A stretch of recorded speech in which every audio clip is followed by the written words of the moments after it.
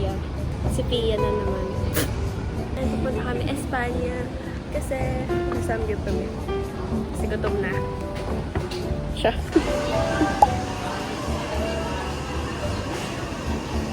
Hi, we're here sa Samgyup. Salamat. So, ano mo nasabi mo? Gutom ka na ba? Gutom siya sa Espanya, katabi ng Tomorrow. And malapit sa Springboard.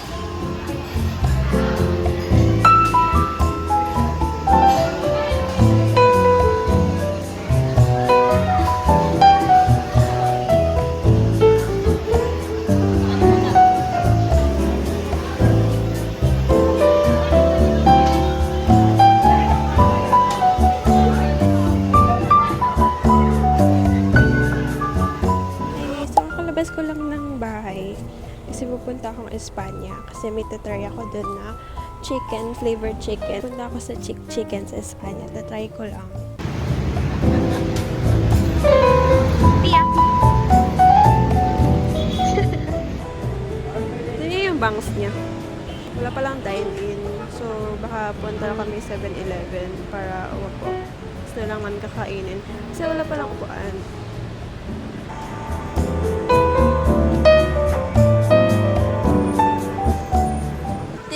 Mic. Hindi dito sa'yo. Hiniram ko lang to sa'yo. Eh, ba't kinuha mo? Ay, anong course yung red flag para sa'yo? Nursing. Why? Kasi laging masungit. Oh, see?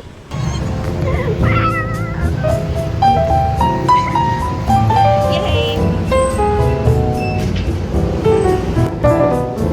Ang daming serving. Pwede na 2 persons dito sa isang order.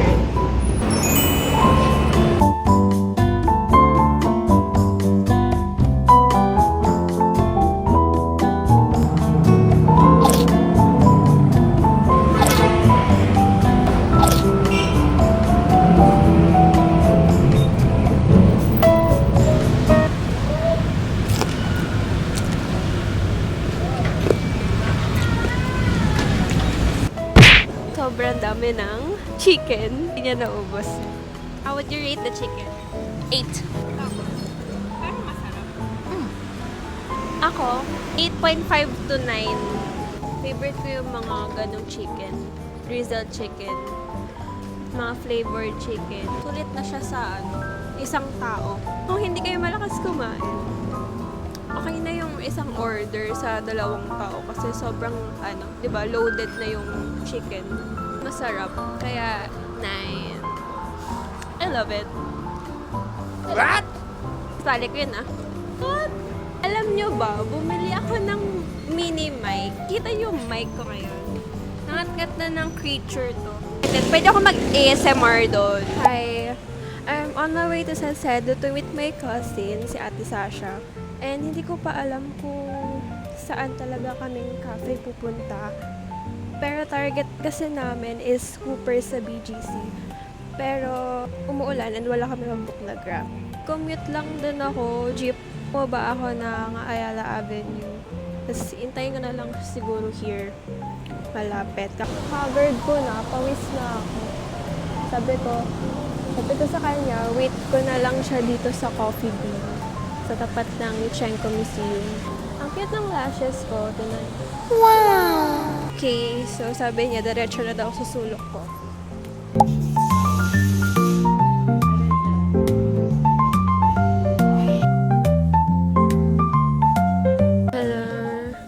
We're here sa Sulok Coffee sa Salcedo. I'm with my cousin. Nagawa na naman yung photographer.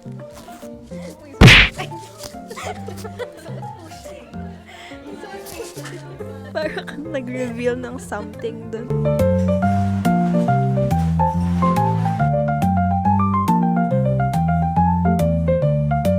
How would you rate the cafe? Ambience is 9/10. Tapos nag-order ako ng matcha espresso. For me, it's 8/10. Nakukuha ko yung tapang na gusto ko sa isang matcha drink. Though hindi ko alam kung anong lasa niya, if matcha Matcha lang siya, pure matcha. Yung ambience, 9 over 10. Ang cute nung light, ang cute nung ambience niya. For the matcha naman, nag-order kasi ako ng matcha milk. Rate ko dun sa matcha, 8.5. Hindi siya yung lasang damo. Ayoko ng lasang damo, pero gusto ko lasa pa din yung matcha. Ito yung perfect matcha na kalasa na ng SB. Kasi yun, hanggang ngayon, kahit ilang cafe na yung natatry ko, yung SB matcha pa rin yung standard ko kasi gusto ko yung lasang damo. Hi guys! So, done na kami sa Solo Cafe. Next stop is Open House! Woo! Update. Close yung Open House kasi may event daw sila. Right. Sad. Pagkatapos maglakad ng malayo. Ilan minutes? 20 minutes. Naglakad kami. Tapos, close lang pala. Okay, so lipat kami sa Booze and Brews. We're here sa Booze and Brews. Nag-order kami na Amaretto Sour. ano ulit yung sa akin? Margarita. Rate Mga 8. Pero hindi siya yung like matapang talaga. Gusto ko to. 8 din. Mataas tayo mag-rate for tonight. Havay naman lahat ng na-try namin so far. Sayang Except lang. sa open house kasi sayang. Doon yung Gen Z yung vibe. Mga age na nandito. Parang 30 plus. Yung mga nasa baba, mga 30 plus. Ah.